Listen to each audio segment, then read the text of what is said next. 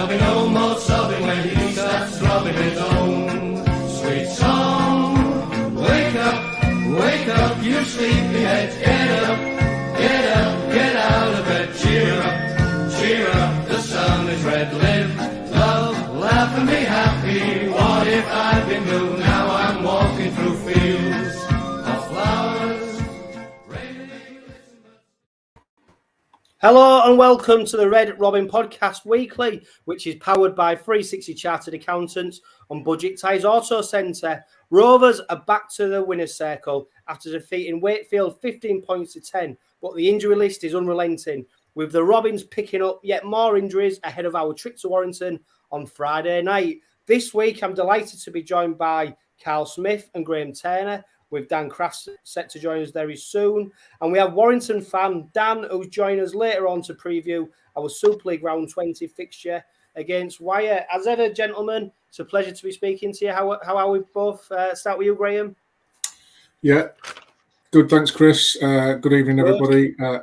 Good to be in a relatively cooler environment in the last few days, anyway.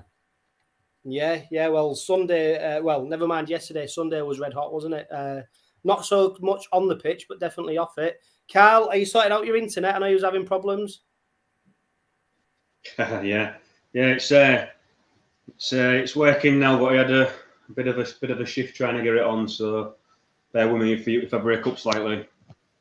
Yeah, no worries. Well, let's go straight into that Wakefield game. Graham, it wasn't the prettiest, was it? Was it a game where the result was much more important than the performance? Yeah, I think so. I think I spoke last week about, look, we need to get a fast start. We need to do the basics right. The fast start didn't happen, so we needed to get the basics right. I thought we were off a little bit in the first half, but absolutely, it was one of those where the win was the most important thing. It doesn't matter how you do it, by how many points, you just needed to get that win. We needed to get that win.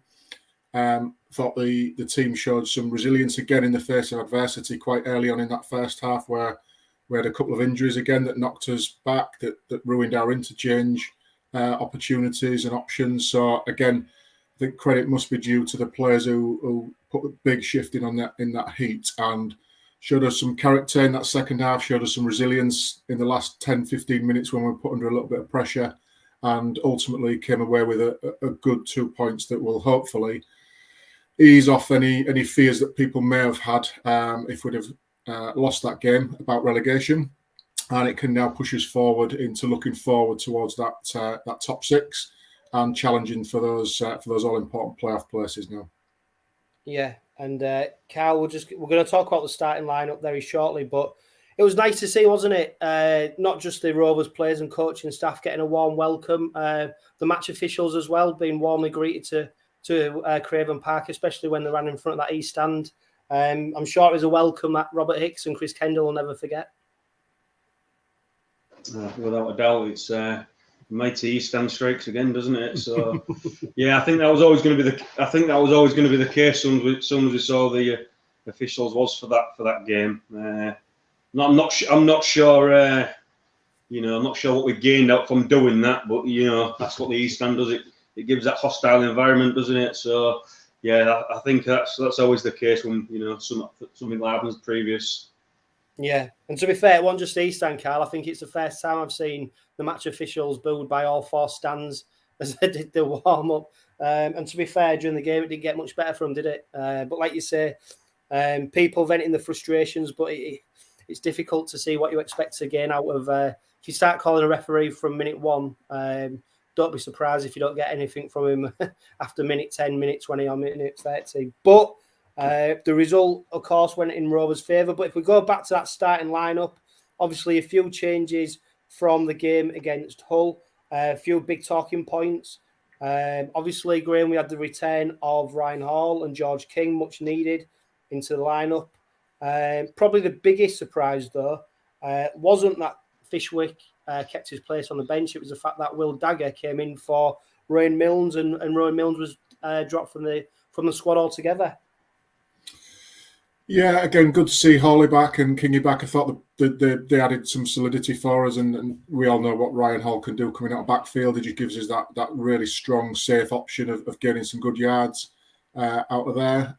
Again, Fishwick, I thought, did did well when he was on shift. Didn't let us down in any way. Again, it was the interesting one was that option in the halves. Caught me by surprise, if I'm completely honest. I did mention last week about wanting to see more from Milnes. Wasn't expecting the chop, as it were, because he's back in the squad this week. So it must have been a selection choice that Maguire made. Did it work? Putting Dagger in there? I'm not convinced it did. Don't think it solved the problem for us. It probably made Wakefield think a little bit in terms of they're maybe not prepared for that. But I don't think Dagger was on point with some of his decision making, and certainly some of the kicking left a little bit to be desired in terms of last play options. Thought let them off the hook a little bit too easily. But yeah, it'll be interesting to see what combination he goes with this week against Warrington. Yeah, and it's interesting. Will Dagger was put in front of the press for this week's press conference. So, reading between the lines, you'd expect Will Dagger to feature somewhere in the lineup. You can't imagine that 𝐴𝐵𝐴𝐴 would be the one who makes way for Dagger. But Karl, I mean, a lot of people have been quite critical of Roy Milnes over the past few weeks. I think quite harsh in a lot of respects. I think he's still a young halfback who's learning his trade. And at the start of the season, when we had Mikey Lewis, Roy Milnes and Jordan Abdullah as our three, I think a lot of Rovers supporters, well, I know a lot of Rovers supporters would have took that, three young English halves. Roy Milnes showed us last season what he can do. I think over the course of this season, he's shown what he can do, but I think Milnes has been part of a side that's been struggling, and I think in a way Milnes has maybe been made a bit of a scapegoat. But it's difficult for Dagger as well, isn't it? He hasn't played much for Rovers this season anyway, and then he's gone into a position that, yes, he has played previously in his career, but it's a position which is pretty alien to him. So was you surprised as well to see Dagger come into the lineup? Yeah, I was, to be fair. I mean, nothing against Will Dagger, but I think he's played there a handful of times, but not a lot. So he's going to be out of sync, and he's going to be out of sync with the players that are around him. And like he says, he's got a lot more work to do indeed. Because he's got all the middles coming at him when he's playing in the halves. Whereas at fullback, you're sort of marshalling troops and filling spaces at you on your own line. So it's a total shock he played there. Regarding the first half, I didn't think anybody stood out. I thought it was a relatively poor first half for both teams, not just for Rovers and Will Dagger. So, yeah, I get your point. I don't think he's been made in the scapegoat, but the situation over the last few weeks, I think it's sort of mid-do. It's a mid-do situation, and I think he's filled the hole. Yeah, and like we say, he's going to be interesting to see how he lines up. You'd expect him to probably play against Wire, but we're just saying, Dan, great for you to join us this evening about Will Dagger coming in for Roy Milnes. Do you think this switch was more to maybe give Milnes a kick up the backside more than it was to put Dagger into the team? Yeah, I'd say so. I think that's what the decision was made out of. I don't know if you probably covered it already, but in the derby, he missed a couple of tackles that he really should be making. He should be making them tackles, and it was probably a bit of a wake-up call that you're not guaranteed a place just because you're the only recognised standoff in the squad. We could slot somebody else in, but you'd welcome him back. Yeah, CWM. It'd be great to get a first name. He says, I think Milnes has been found out at this level. He lacks pace and strength. I suppose, in that position, Graham, it's not really. It's not the worst thing to be lacking, is it? I mean, he's a ball carrier, he's an organizer. I think the role that he plays for the team is probably a role that many Rovers supporters are not accustomed to, because we've got someone like Mikey Lewis. So do you think Roy Milnes is getting a bit of a tough deal at the time from Rovers fans? I think he is, but this is Super League now, isn't it? You've got nowhere to hide, so you're constantly under the spotlight. We all know what fans are like and how microscopic their dissection of games and individuals can be. So I think you've got to accept that that's part of the territory of being a first team player, a regular first team player now. Pace and strength as a six. Pace, yeah, I think you do need a bit of that. Strength, probably not so much. Obviously, for defence, you do, but that's not your primary focus. I think you need to be clever between the ears first and foremost, and to learn your craft. With Maguire in his ear every single day, you've got one of the best in the game that's there to help coach, teach, and learn from. So I think as a young English promising halfback, he's got all the right ingredients in terms of he's fought his way to earn the right to have the opportunity to play at Super League. It's up to him now to learn from one of the best, to put that into practice in Super League, and then ultimately determine where his level is at, and if he can be that good number 6 that we're looking for. Can he be creative? Can he take on lines with pace? But I think first and foremost, it has to be between the ears that you're looking for, somebody with ball playing creativity to either do something for themselves or be the creator for other people.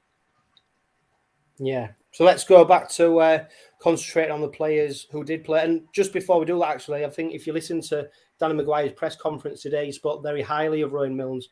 So by no means is Rowan Milnes finished at Hull Kingston Rovers. And like Dan said, I think maybe this is just a bit of a kick up the backside to say, look, there is competition for places still. Your place isn't guaranteed in the side. And, like we've seen in the past, hopefully we'll get a good reaction from that because it'll only benefit the side going forward. Fishwick named on the bench, Dan. Impressed in the short spell that he had in the derby. Good to see, obviously, Dan Maguire backing him and putting him back into the side. And I think it was another decent cameo performance from him, wasn't it? Yeah, he certainly don't look out of place, does he? I mean, I'm still not having that he's 17, personally. No. Well, I was going to say, Dan, you said he don't look out of place. I think if you lined him up with all the other players and you had to pick the 17-year-old, I think you'd struggle to call him the veteran forward, wouldn't you? But yeah, he carries the ball well, he tackles well. You don't sort of look at him as the loose link that you've got to protect at all costs. He's, at 17, you think, where's he going to be in 3-4 years? He's going to come on leaps and bounds in that time, and hopefully we can keep hold of him. Yeah, definitely. And Karl, that first half, Rovers go in 4-0, down at the break. It wasn't a great first half, was it? Although, to be fair to Rovers, we lost Dean Hadley, we lost skipper Sean Kennedy-Dowell, 2 huge players who have a big influence on the side. So was we fortunate maybe to go in 4-0 at half-time despite losing them 2 players? Maybe so, but it there was nothing in the game really, was it? Because there was no teams completing sets. There was no team really dominating. There was a lot of errors. Obviously, it was a very warm day, so that had a factor in things, wouldn't it? So yeah, I thought as much as we are critical to call Rovers and to say how bad they've played when they have played bad, I thought there was poor second half. But fair play to them. The Rovers of old would have probably lost that game on Sunday, and they managed to dig in and grind the result in the end, didn't they? So credit where it's due. Yeah. And Graham, I was going to say, the fact it was such a poor first half from both sides, and, let's not forget there was a lot riding on this for Wakefield more than there was probably for Rovers. The fact it was only 4-0 at half-time, despite losing 2 players, was that a cause for optimism? Yeah, I think if I'm honest, looking back at it, I think Wakefield controlled the game a little bit better than we did in the first half and had the majority of the possession and the better opportunity. And I'm not quite sure we created enough pressure in that first half to warrant anything else than going in behind. Are we fortunate that it was only 4? Probably yes. A better team would have put a few more points on us, I think, and would have been chasing the game again. But the fact that it was Wakey, they're in that position in the league for a particular reason, albeit they showed some good promise of individual players. I thought showed up pretty well on the day, but like any team at that level, it's about the whole 80 minutes. And like for us, it was, and we've mentioned it a couple of times, just about getting through that 80 minutes with the win in the bag. Yeah, and I don't know about you, Dan. I felt we were trying too hard. There was a few times where Mikey Lewis fired out passes at 100 mile an hour. We just seemed to be trying either too hard, or when we needed to have a bit of composure, there was no one really taking hold of the game. And I think A good example was an Ethan Ryan kicked on the fifth and last. I think there was no play on. He kicked it. Luckily, he made something of it by then going and making a tackle. But there was times in the game where you just felt you wanted someone to take hold of it and get a grip of it. And I think that's where Wakefield probably did a little bit better than us with Miller and Lino able to get a grip of the game a bit more than what we could. Yeah, I think that's where you're lacking that bit of experience that has been gone a while, but Jordan Abdul brings to the game. It's different conditions, isn't it? You look at, if it's a wet day, you've got to concentrate, hold on to the ball. You're not playing the fancy game. It was probably the same as that. Everybody's hot, everybody's sweaty. It's horrible conditions. You just needed somebody to get a grip and say, let's just do the basics. We're not trying to be the entertainers. Let's just play the game, complete our sets, force the error. And there just wasn't that, especially the first half. And I do think it probably goes back to Dagger and Lewis, who not played together in the halves before. There's that little bit of lack of understanding of each other. People doing little flick passes, and it's just leading to nothing. But yeah, I think it's that experience that you need on the pitch to just calm the game down. We know we're the better side. The opportunities will come. We just need to play out our sets. But there wasn't that, especially in the first half. Yeah, and Carl, one of the criticisms levelled at Rovers over the past few weeks is our defence, isn't it? Though I think there was a few times in that first half where we had scrambling goal line defence and we shut Wakefield out. And although we didn't look that great in attack, we looked a bit clunky. I did see encouraging signs in defence where we seem to be a little bit more organised, and whether that's the 𝓸𝓸𝓫𝗍 effect, obviously he's only been here, a couple of weeks now, but whether there was a little bit more organisation, a little bit more fighting Rovers, which seemed to carry through in that first half.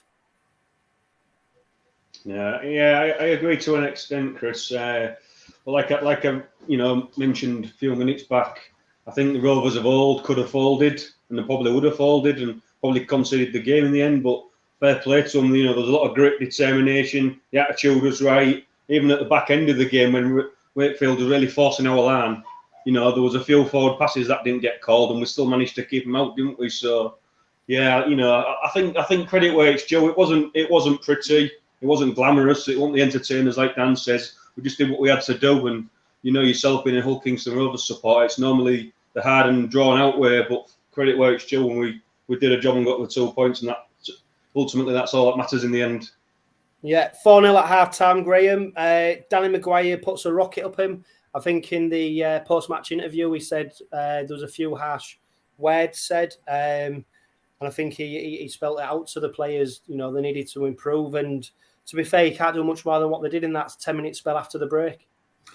No, and I think that was pleasing to see, because I think, again, we've talked about it over the last few weeks around us being the ones who were half asleep in that first 5, 6, 7, 10 minutes of the second half. And I'm pretty sure that would have been one of the messages about, look, we've conceded lots of points we need to be switched on from minute one.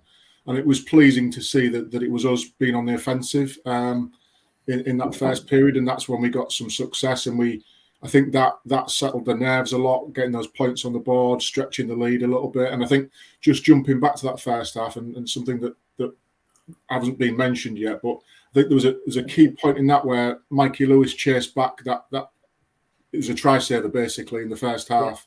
And again, that could have gone a different way if he hadn't have shown that grit and determination to make that last-ditch tackle.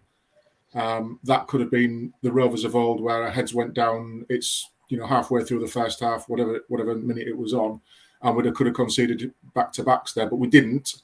We moved on, and then we were the ones who went and scored 3 tries in 20 minutes, whatever it was, in that second half, which gave the fans, I think, a lot more breathing space in terms of relief that we can get over the try line, we can win this game. And of course that led forward to a nervy last 10-15 minutes, which is probably something we should expect as Rovers fans. We never seem to make anything easy for ourselves. No, definitely not. That first try though, Carl, 𝐁𝐵𝐼𝐼 scores over. I think 𝐁𝐵𝐼𝐼 probably deserves a bit of a special mention. It was his 32nd birthday during the week. Obviously scored the try, 33 tackles, 12 carries. 93 metres, an average gain of 8 metres. I mean, he's Mr. Dependable, isn't he? It doesn't seem to matter what position you put him in. He's a 7 out of 10, wherever he plays it in that lineup. Yeah, you can play him 1 to 13. He'd do a job, wouldn't he? He never lets anybody down, and it's credit to him. And because we're Rovers, there's normally holes all over the park, and people go off. He fills in. Somebody else will go off. They'll move into another position. So he's without a doubt probably one of the most key people in the squad. To do a job anyway, his place. So and do you know what the irony is? Especially with his try. I was going to say, Carl, do you know what the irony is? I was doing just before the podcast, I was doing some research, and it's almost a year to the day that he was sent on loan to Castleford at the back end of last season.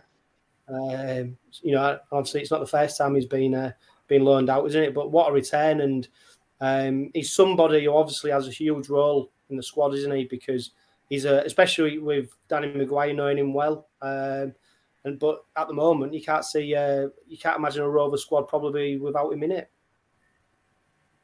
No, every squad needs a 𝐷𝗵𝗿, don't they? It's as simple as that. It's probably a coach's dream because they get put in the face of adversity all the time. And who's the answer? 𝐷𝗵𝗿. And I think most coaches, is a dream. It's sort of a dream player for any coach because he can do a job in any position. Going back to his try though, me and you was literally directly in front of it, and he only had 1.5 meters to work with, didn't he? He managed to sort of spin out and get the ball down. So he's also a good, skillful finisher as well. So that's another string to his bow. But yeah, he's so good for Rovers, and he's so consistent. And I think he does deserve big raps because he goes under the radar for what he does. Because not many players can do what he does. That's for sure. Yeah, and Dan, another player getting big raps, Ethan Ryan. He was named as the official man of the match. Mikey Lewis floats in a kick, and Ethan Ryan uses his height and manages to jump up. Not only does he jump up, gather the ball, he also manages to put it down while it looks like he's been tackled in the air as well. So a great finish from Ethan Ryan, and probably another player who's very dependable at the moment. Yeah, he's come on leaps and bounds, hasn't he? Really, he's first name on your team sheet and on your winger, isn't he?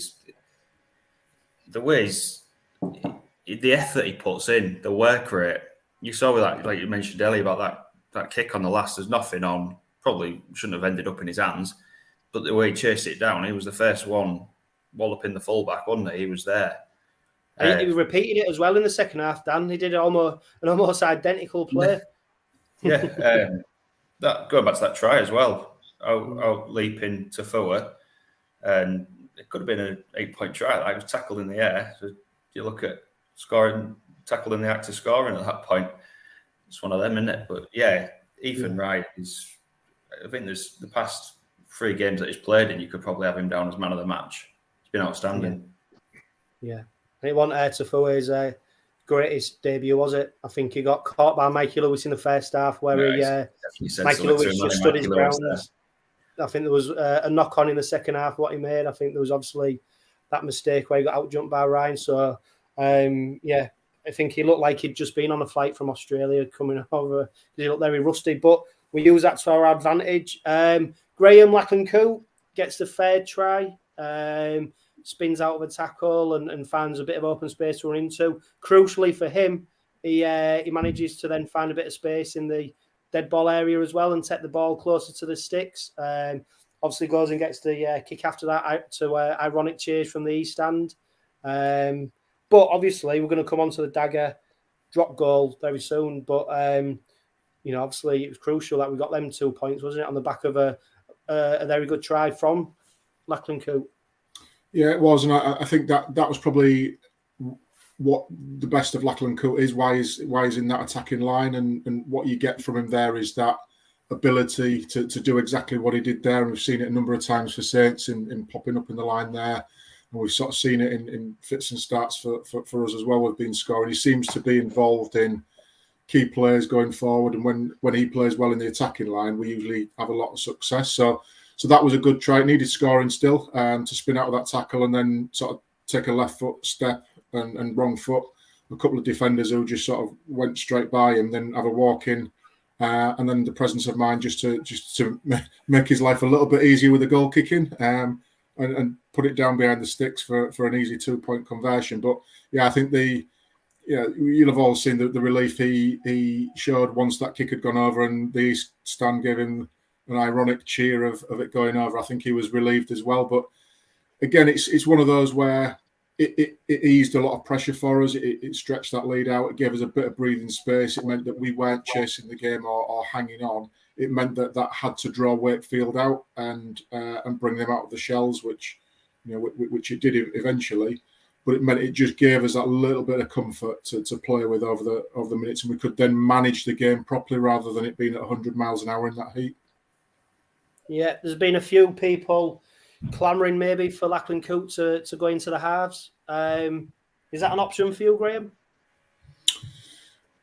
When the kids I stand with, one of them said they should put 𝐾𝐽 in the halves and Dagger at fullback, but I think I prefer him at fullback. There's a lot more risk, I think, for him up front with in the halves in terms of getting bashed about a bit. I think he's a better organiser and a better seer of what's going on in front of him at 1 rather than 6. Don't know if anybody agrees or disagrees with that. Yeah, I mean, Karl, for me, there's no one better coming into that line when we're attacking out on the wing, and he creates that space. I don't think there's anyone better. Probably, definitely no one better in our squad, and he's definitely one of the best in Super League at doing it. Someone who can deliver that pass, who can decide when to deliver that pass, who can produce a bit of skill if needed. And I think if you put him into the halves, you lose that completely because his role would be spent elsewhere. For me, he should be nowhere near 6 or 7. Yes, it's a silly statement in my opinion. He's a number 1 all day long, and that's why he's been at the top of his game for many years, playing at fullback. I mean, I believe I think he played for the Cowboys when he played in the halves a couple of times, but not massive amount of games. So for me, it's just silly. His best positions are he's one of the most experienced in the squad. Be organising the team in front of him. Be organising the young lads in D. Like you say, he's probably the best. I'll put my neck on the block here and say he's probably the best at timing into the line out the back. His timing, his awareness, his experience. He's definitely going to benefit being at fullback rather than the halves for me. And Graham makes a fair point. He's at sort of that end of his career now where you don't want him running up the middle because all it takes is some big daft bugger to come over the top with a shoulder tackle or anything like that. And so for me, it's not up for debate really. No, Will Dagger, Dan, goes for a drop goal. Sometimes players can't win. Loads of Rovers fans will be saying our game management is poor and we don't take 1 point and we don't kick the ball into touch at the right times and we don't try and kill the game. Obviously, what then follows is a short kick-off from Wakefield, which ends up resulting them in scoring a try. Was it the right call to go for that 1 point, or would you rather see him play the ball? I think, like you say, game management. Kick that drop goal. I think he caught everyone off guard. It was one of them where you sort of look at the scoreboard and do the maths in your head and go, "Oh, that was a bit unnecessary." That it's not really, apart from forcing them to, if they're going to score, they're going to score 2 converted tries. Didn't really have much point to it. I think at that stage of the game, you're looking to just drill the ball into the in-goal area and try and force a repeat set, keep them defending. Because, as long as they're defending, they're not going to be scoring. I do think it was a strange decision. It's not resulted in anything, so it's not the end of the world now, is it? But yeah, strange one.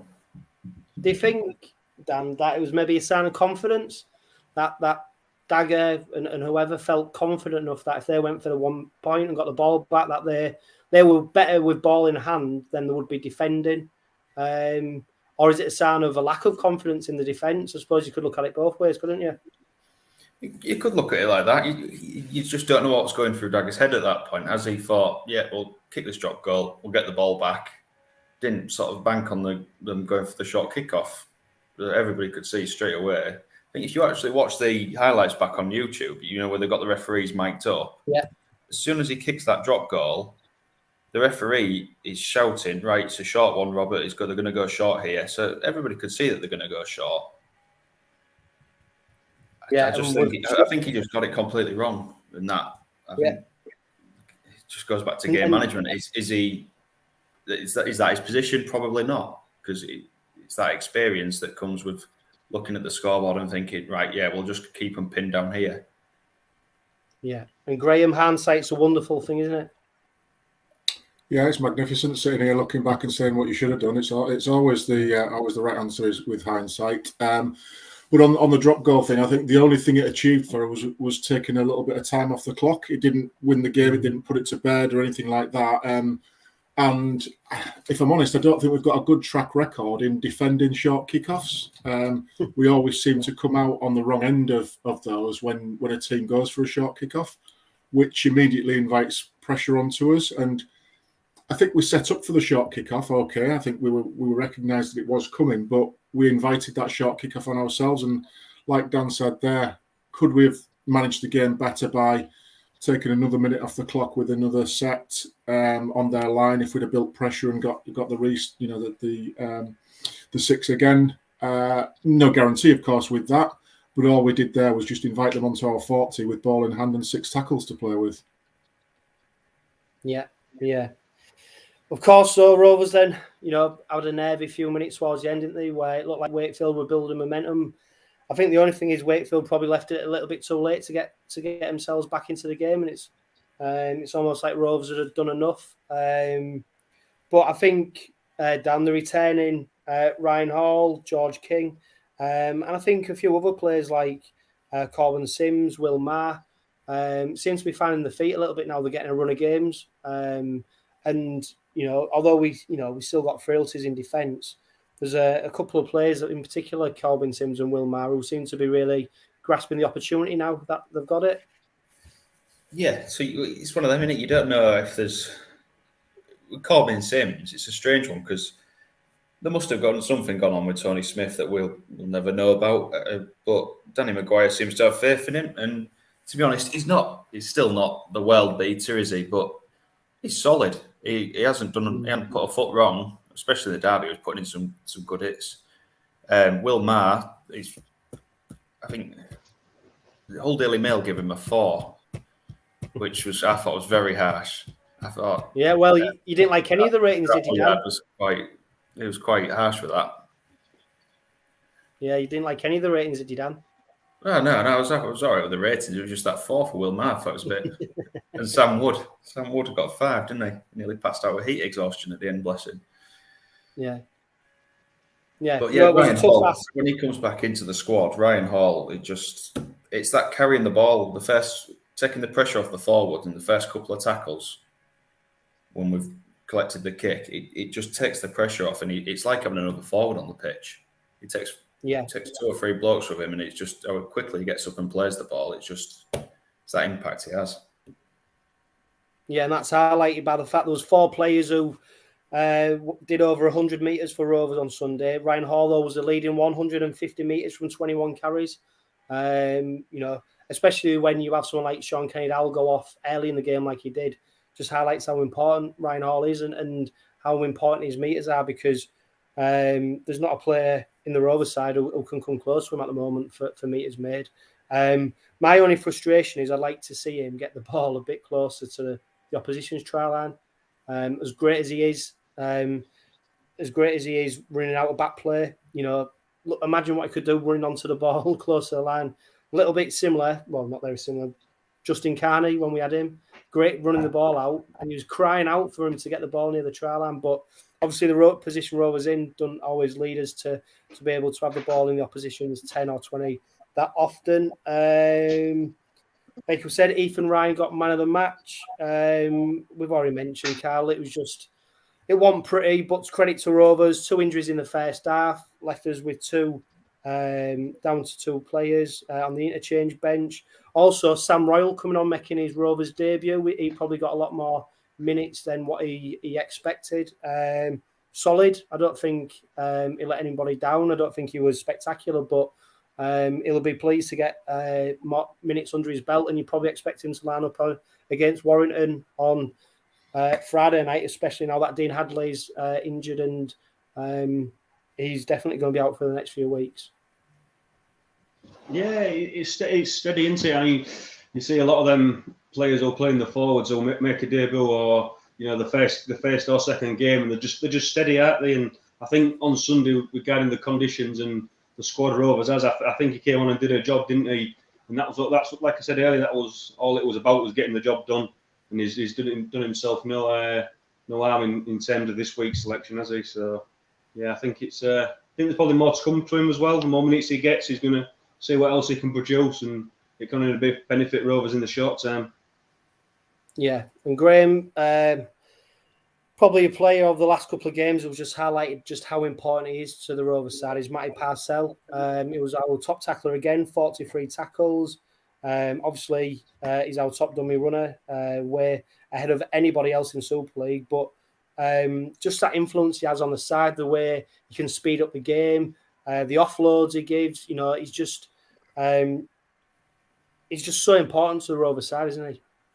He is, and I love to watch Matt Parcell when we're playing well in attack, because he's everywhere. He's dictating the ball from dummy half. He's got those fast plays in around the ruck. He's turning defenders inside out with the with that play ball, and he's bringing others into play. He seems to be always on the shoulders of those who make the breaks as well. So when we're playing well in attack, I don't think there's anybody finer than watching Parcell play as well. He's a very, very clever and intelligent player on the field as well. And I think you hit the nail on the head of how important he is to us.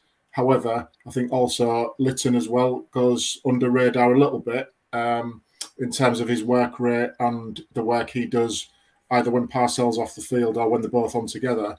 I think there's a really good foil for Parcell if he ever needs to take a breather in the work that 𝐿𝐼𝐻 does as well. There's not much difference in the way that they both play the game. Yeah, definitely. And also credit to 𝐿𝐼𝐻, Dan, because he don't just come on and play the hooker role, does he? At the moment, due to injuries, etc., he seems to be moved about and play a variety of positions for the side at the moment. Yeah, well, he's got to, and I think everybody's having to play everywhere at the minute. But yeah, going back to Parcell and 𝐿𝐼𝐻, they're just say, Graham, they're just the same sort of similar style of player. It's that extra few yards they pinch from dummy half. It just puts us right on the front foot, and it's that pace that we're sometimes lacking. When the game starts to slow down, especially when we bring 𝐿𝐼𝐻 on, he just injects that pace around the ruck, and I think it goes under the radar because of Parcell. It's not necessarily a bad thing, but it's that injection of pace he brings to the game when maybe their forwards are flagging a little bit, the pack's sort of struggling to get back. Get square at dummy half, and he's gone. Yeah. And also for a little guy, 𝐁 𝐿𝐼𝐻, he don't have to put himself about in defence, doesn't he? He's absolutely tireless in defence, and he's got no fear about who he tackles or who he goes near. He's after bigging on for feet, didn't he? Yeah, he did. Michael Morton, I forgot about that actually. Simms bee sting seems to do him the world of good. I don't know if you caught it. It looked like Simms was about to pull up with an hamstring or a dodgy knee or whatever it was. Transpires it was actually a bee sting that made him pull up injured. Luckily, none of the Wakefield forwards saw it was a bee sting, because he got away without getting clattered, didn't he? When I think other forwards might have been not so forgiving. But probably one of the strangest things you're going to see on a rugby league field is Corbin Simms getting stung, but that is the game. A great 2 points for Rovers. It moves us up to the table, and Danny Maguire's already spoke about how it gives us the opportunity to start looking up rather than down. And talking the camp prior to the Wakefield game, I think Danny Maguire said it had been a bit negative, and they've maybe been focusing so much on relegation and getting drawn into that rather than promotion. And we've got no better opportunity to continue that run when we take on Warrington this Friday. I'm delighted to announce Daniel, he's joining us. Daniel, how are you doing, mate? Warrington fan? Hi there. Hello. How are you doing, Dan? Hello. Good, thank you. Are you? Yeah. Dan, we're going to go through the squads thanks. How are you guys? for the Warrington game very shortly, but there we go. As quick as we brought him in, he's gone. But before Dan comes back, I'll announce the Rovers squad For the game on Friday, we've got Lachlan Coote, Ben Crooks, Ryan Hall, Matty Parcell, George King, Jez Litton, Corbin Sims, 𝐓𝐵𝐿𝐼𝐵, Jimmy Kinehorst, Will Dagger, Mikey Lewis, Rowan Milnes, Will Maher, Ethan Ryan, Sam Wood, Greg Richards, Will Tate, PLT, Charlie Kavanagh, Connor Moore, and Sam Royal. Missing from the squad is, of course, Sean Kenny-Dowell, Dean Hadley, and Dave Fishwick. So there's a few changes in there. Obviously, it's going to be a big miss at the game, Sean Kenny-Dowell, Dean Hadley. But good to see a few younger players into that squad. Yeah, two experienced players, vastly experienced players who would ordinarily be in there on the first team sheet. You would imagine every single week that they're fit and available. But like you say, it's good. Rugby and injuries, it's all part of the game. So the injury list that we've got and seem to be having on a regular basis, it's getting longer. It's going to give opportunities to those younger players, and they'll be chomping at the bit, I'm sure. And if they can apply themselves and take the opportunity with both hands, like Fishwick has done in the last couple of games, credit to them. Again, I said it before, I think Maguire will be conscious that he's not going to put people in there who aren't ready for it. So if he feels they're ready and they're in the squad, then they obviously deserve to be there. I think just one point going back to the game, Chris, before we do look forward to the one on Friday. Where we were in the East Stand, it was fantastic to see at the end of the game Zach Fishwick come over to the East Stand, and I think it was his academy guys who he obviously used to play with, still plays with, absolutely mobbed him once he'd finished on his home debut, etc. And you could just see from him and from them the absolute pride and what it meant to them to be, with him on his home debut, and that was just absolutely fantastic to see.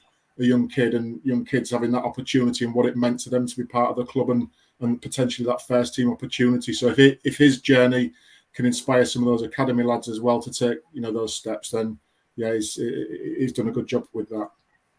Yeah, and by all accounts, Fishwick, Carl, he's got a cold or what have you, so he's missing out. Connor Moore comes in, slightly more experienced. Connor Moore, 19 instead of 17. Looks like to be a like-for-like replacement. Do you think it's as simple as Connor Moore coming in and replacing Fishwick on Friday night?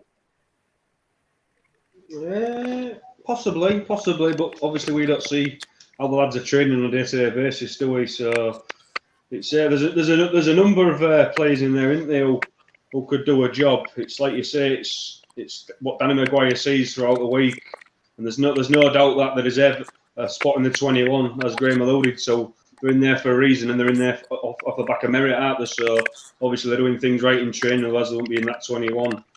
But no, don't remember, there's Greg Richards and a couple others in there who, haven't been playing big minutes lately. So who knows, mate? It's up to the coach on that day, isn't it? Yeah. Dan, are you sorted out your internet issues? Hi there. Sorry about that. Yeah. Yeah, no problem. We're just going through the Rover squad for Friday night. Dan Craft, I'll ask you, mate. Dean Hadley obviously missing. Sam Royal took his place on Sunday.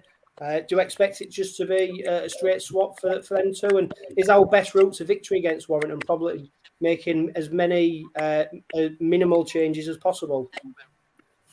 I don't think we've really got an option, have we? I think Royal will go straight in, I think, for Hadley. I think it is just going to be a patched-up squad, isn't it? But let's not forget, last time we went in the playoffs, we had a bit of a patched-up squad, didn't we? And surprised everybody, surprised ourselves, didn't we? Yeah. So. I suppose a huge call to make, Danny's around Sean Kenny-Dowell. Ben Crooks missed out against Wakefield after playing against Hull in the derby. Will Tate, another player who missed out. Is it a shootout between them two to take Sean Kenny-Dowell's spot, do you reckon? I think you're more likely to go with Crooks, aren't you, really? A bit of experience in that. I'm not saying that Will Tate doesn't possibly have a place in the squad, but yeah, I think you're more likely to go with Crooks on that front. Now, he's played centre this season, knows the score. Yeah, I think I'd probably go with Crooks, just as a sensible option. Yeah, Dan, I'll come to you now, mate. Warrington have named their squad, of course, at the same time as Rovers. Just give us an overview of how you think Warrington have done this season so far, and are they are they positioned in the table where you expect them to be, or would you like to, or do you think they'd have been a lot higher than what they are? I think given the money spent, we certainly should be a lot higher than 9th or 10th. I think we are. We certainly should be a lot higher than that.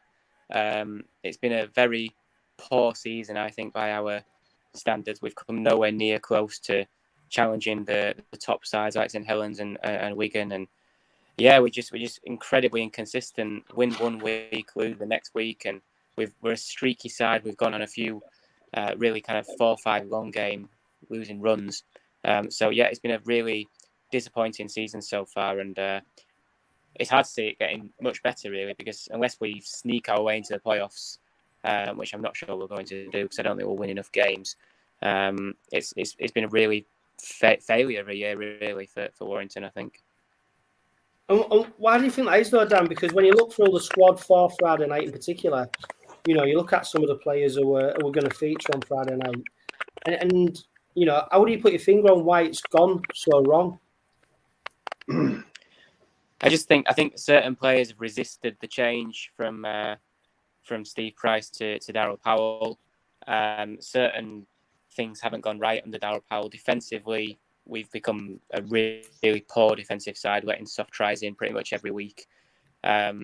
Certain players like, you know, Toby King, Ben Curry, that have been really good players for Warrington in the past, have barely turned up this season, and Toby King's been shipped out to Huddersfield now on a loan deal. There's been a lot of change. Players that have come and gone mid-season, which is unusual, really.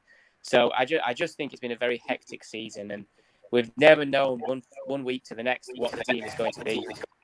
So we just found it very difficult to get any degree of consistency. But that's on the players, really, for me. You know, I know it's Daryl Powell's first year, and he'll get a lot of criticism, but I think a lot of the players should look at themselves and should have done a lot better, really, this year. Yeah, and despite that, obviously, he's still within a shout of the playoffs. A win on Friday, you know, for both sides now is crucial, isn't it, for any side who wants to have aspirations of the playoffs. What is the feeling going into Friday's game? Obviously, the Rovers side is a bit patched up at the moment. I think last count we had 10 first teamers injured.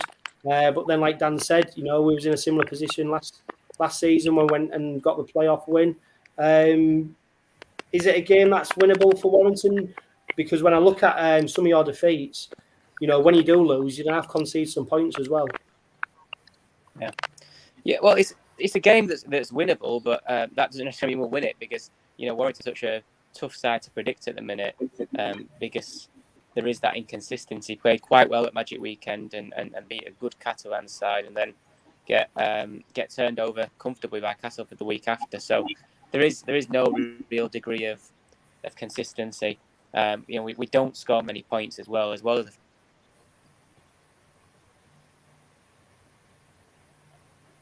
There you go. Dan's just signed off on that. So they don't score many points, but there's a couple of players, of course, who were crucial for Warrington. You've got Daryl Clark, Matty Ashton.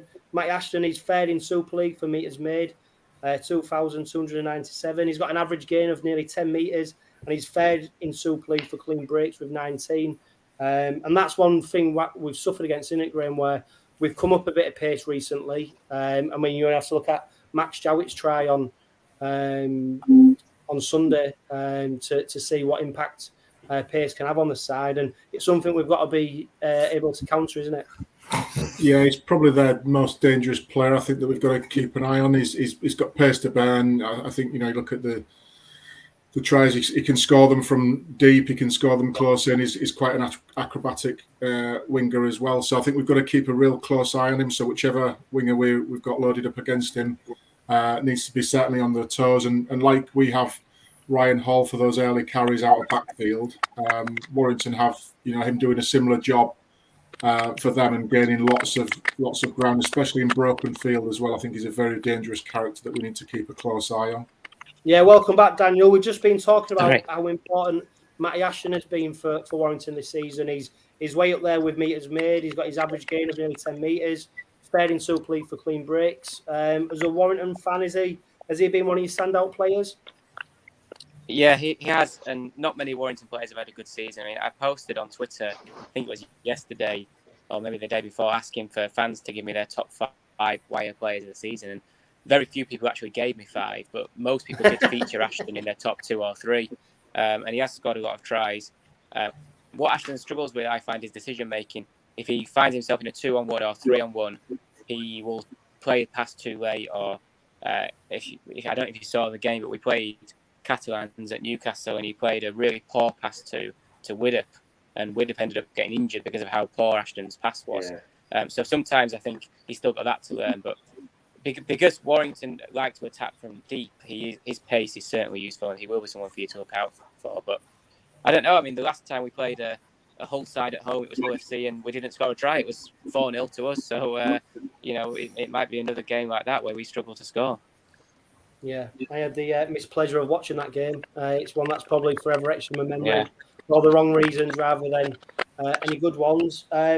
Another player who's been important to Warrington for a number of seasons now is Daryl Clark, and it's going to be interesting to see how the battle between him and Matty Parcell and then 𝐁𝐿𝐿𝐴𝐿 pans out, because Clark, Parcell, they are two formidable hookers, aren't they?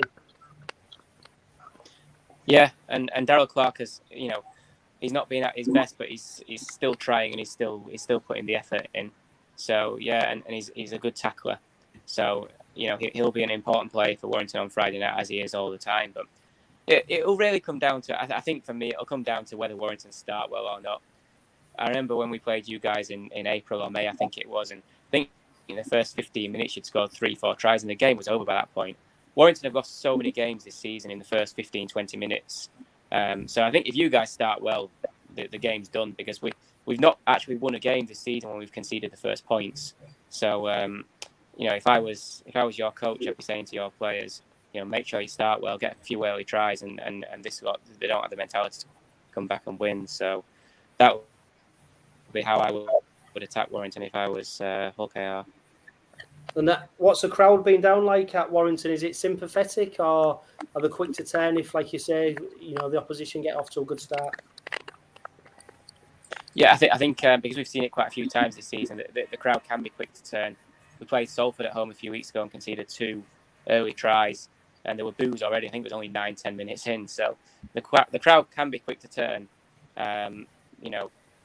We have a fan base which sometimes can be a little bit entitled and think a bit too much of itself. But we have been disappointed with what we've seen this season, and we've seen it so many times this season that if we concede early, we don't think we're going to go and win that game. So if you get a few early tries, there'll be some boos, I'm sure, which is never nice to hear, but that's the situation we're in at the minute. Yeah, and 2 former Robins named in the 21-man squad for Friday, Greg Minikin and Robbie Mullane. Just give us an insight into how they've been doing for Wire this season. Minikin's only played 1 game. He got injured before he joined Warrington, and so he made his debut. There we go. Dan's jumped off again. He'll be back in a couple of minutes, no doubt, plugging in his connection or putting another 50p in the meter. But it's going to be interesting, isn't it? Carl, Greg Minikin, Robbie Mulhern. I mean, by all accounts, Warrington fans want rid of Mulhern, expect him to leave. Minikin, he cut a bit of a frustrating figure at Rovers, didn't he? Because he showed he had potential and he showed he had ability, but we didn't see him out on the pitch enough, did we? Yeah, I think it was all a shock when Minikin signed for Wire from Rovers. So I think he's one of them. I think he's just been ravished in injuries wherever he's been. I think his best days was at Castleford, wasn't they? So I don't see him regaining that form. But like Daniel was saying, he's only played 1 game. Can he get a string of games together and hopefully get some confidence and stay away from them injuries? And there could be a player in there, couldn't there? Yeah. And Daniel, do you reckon Robbie Mullane will be a Warrington player next season? He's gone again. Right, he's not coming back. He's done now. He's done. Right, that's it. Predictions. Graham, how are we going to beat Warrington on Friday? I'm going to be positive and say yes. However, like Daniel said there, I think it depends on which team gets the best start for me.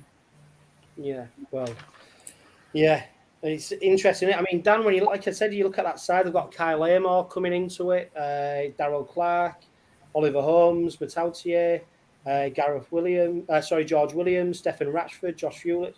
You know, as bad as they've been doing, on paper they look like they've got a decent squad, but it looks like they're so fragile and so the confidence is shot that if Rovers can get off to a pacey start, that it looks like we might have a chance of getting a win.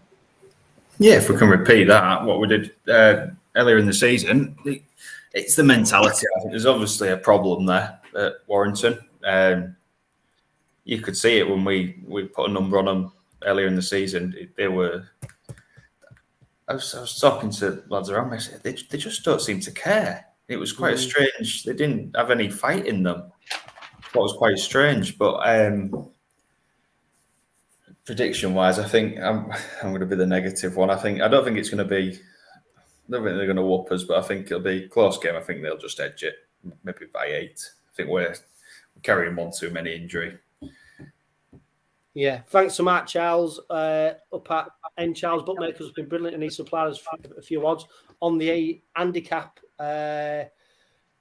We've got an 8 start on the handicap, so it might be obviously the bookies are not fancying Rovers, but I think you look at Wyre's last 9 games. If you go back all the way back to April, Wigan lost 40 points to 22, Catalan lost 40 points to 18, Saints lost 12 points to 10. Leeds lost 40 points to 4. Wakefield lost 30 points to 24. Then obviously the whole game won 4-0. They then lose 32 points to 24 against Salford.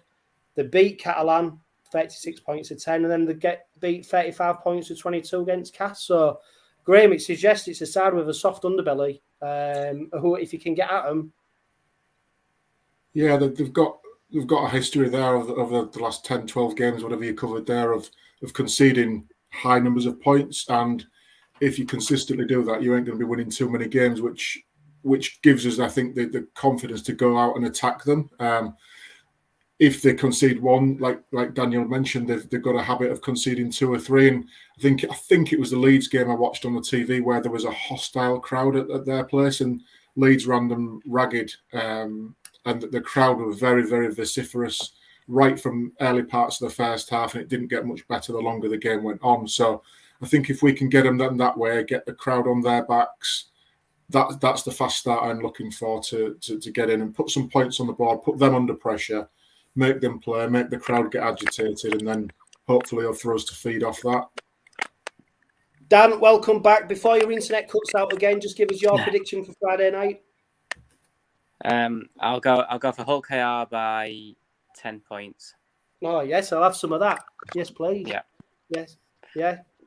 Where do you see Rovers' threats coming from? Lewis. I like Lewis, the halfback, and you've got some good edge players as well. I think the threats will come from the fact that Hull KR will work harder than Warrington, and last couple of times we played you, we've got beat. So if you start as you did last time we played you, then there'll only be one winner. The boos will ring out, and our players' heads will drop. And I do think it could be a tough night, but we'll see. Warrington are unpredictable, so who knows? But if I had to put some money on it, I'd be putting a Hull KR win. Yeah, I like that, Dan. Thanks for that. And Carl, a lot of Rovers fans have almost written our season off, the injuries, etc., what we're suffering from. But there's still a long way to go. There's still plenty of games to play, and I think one thing that's important is if we can get a couple of victories out of our next maybe 3-4 games with the players who are set to return, and we'll do an injury update then shortly. It puts us in a good position for a run at the back end of the season, which is its most important time. Yeah, without a doubt. I mean, a couple of weeks ago before the Magic game, I think I sort of said, if we get beat, I think that'll be us done. But there's that many teams in that bunch of between Wakefield and the 6th playoff spot in there that where they're all inconsistent and anything can happen. So all you need is a couple of wings sort of strung together, and then you're back in it again, aren't you? So at the minute, with all these inconsistent teams, anything's possible. So yeah, I think as poorly as Wyre has been, I think they could make it. I know Daniel's saying not, and that might be the case because there's a lot of unrest in the camp. But I think there's 2, 3, 4 teams who possibly can make the playoff yet because of other teams inconsistent. So can never write anybody off at the moment. No. Daniel, thanks for your input, mate. Hopefully your prediction comes true. There's not many away supporters who'll come on here and predict a victory for the Robins, so we appreciate that. And like we say, let's hope that one comes true. Well, got to be honest. Sorry about those internet issues, guys. Thank you. Oh, don't worry. Take care, pal. Dan, a victory against Warrington, that should probably put our relegation fears to bed, shouldn't it? Yeah. I think, to be honest, I think the Wakefield game was the game. I think it was a massive 2 points. The fact that you lose, you're still 4 points off the bottom, but the win puts you 6 points. It's a big difference, isn't it? The 6 points. You look at Wakefield. I think they're gone. Wakefield. You look at their fixtures. I think is it 7 or 8 games left? 7 games, I think it is, and 5 of them against sides in the top 4. I can't see it, but I think we're safe now. I think there's no pressure on us now. Nobody's expecting us to make the 6. Why not just? I know we're not going to go into a game thinking we're going to lose, but why not go for it? Put everything into it. Got nothing to lose now, have we? No pressure on us. Let's just go for it. And if we make the 6, we went into the 6 into the playoffs with a battered squad last year. Why can't we do it again? Exactly. And we've already just mentioned injuries. Of course, Sean Kenny-Dowell, he's out of the game. Hopefully that'll be back for the Wigan one. Dean Hadley, dislocated shoulder. Danny Maguire said he's out for at least the next couple of weeks. So we know how brave Dean Hadley is, and dislocated shoulder. It's not the first time he suffered that injury. So I probably expect to see him playing very shortly because he's a brave kid. 𝐓𝐵𝗿𝗍𝗂, frustratingly, he's got a groin injury that's keeping him out of the game on Friday. Frankie Holton, his injury isn't as bad as first feared, but he's expected to be out until early August.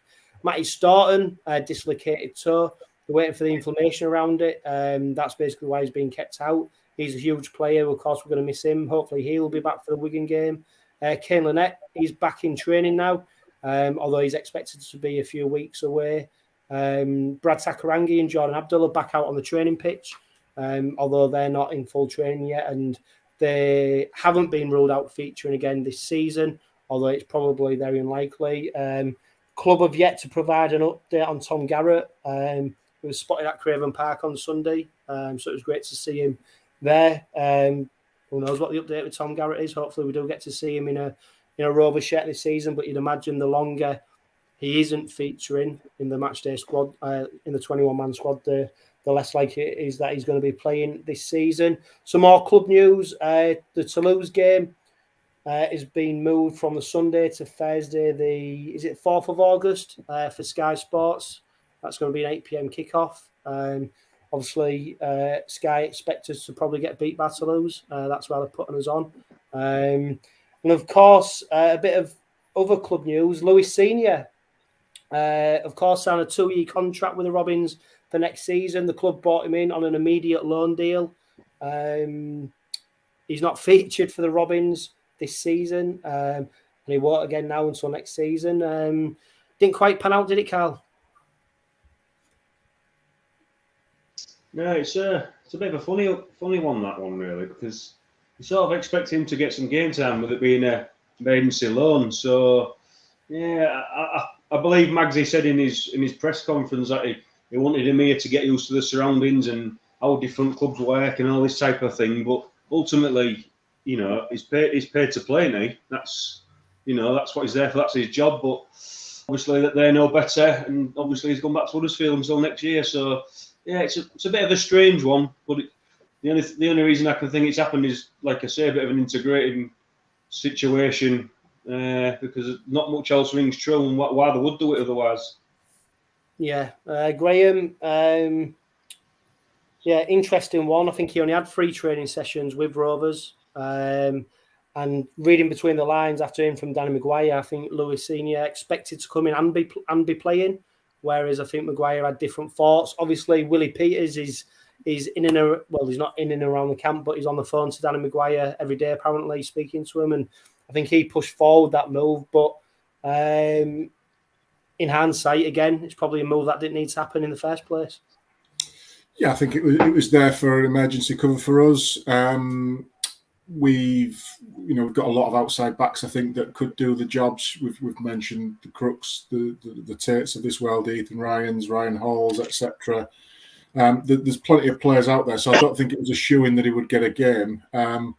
The transition bit, it's almost like going from primary school to high school. You've got that transition week of getting to know your new surroundings, and I get all that, but a gym's a gym, surely, and a pitch is a pitch. And how much can you learn that you're going to retain now that's going to be going to be absolutely invaluable when you come back in November time for pre-season training? I'm not quite sure that's a good enough reason to get him over now if they're not going to use him on the playing side of things.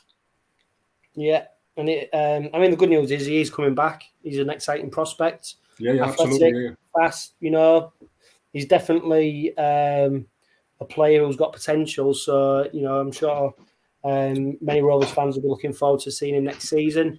Dan, the transfer deadline's this Friday. After that, Rovers can't make any more signings. Are you happy with what we've got at the moment with the players who are injured coming back, etc.? Yeah, I think, to be honest, in his post-match interview, Maguire said he's not going to entertain looking into the loan market. He's just going to promote from within. I still think we could have looked for another forward just to give us that, even if it was just a short-term 4-week loan, just to give us a chance to get players such as Vete and Staunton back out on the pitch. But I think I trust Maguire. We keep saying he's the one that sees him at training every day, isn't he? He's the one that sees who he thinks can slot in, who thinks he's got the experience to slot in them positions. And if you don't want to make a signing, we've got to trust his judgment, haven't we? Yeah, and I wonder if the emergence of Fishwick and then obviously how well Moore's been doing in the reserves, and by all accounts we're expecting to see him on Friday night. I wonder if the emergence of them has maybe just stopped him pressing the panic button and bringing another forward in, thinking he's got these to rely on. And I suppose there's something to be said in that, Dan. As a club, we're talking about promoting our youngsters, aren't we, and creating a team that's based on homegrown talent. I suppose at some point you've got to start playing them.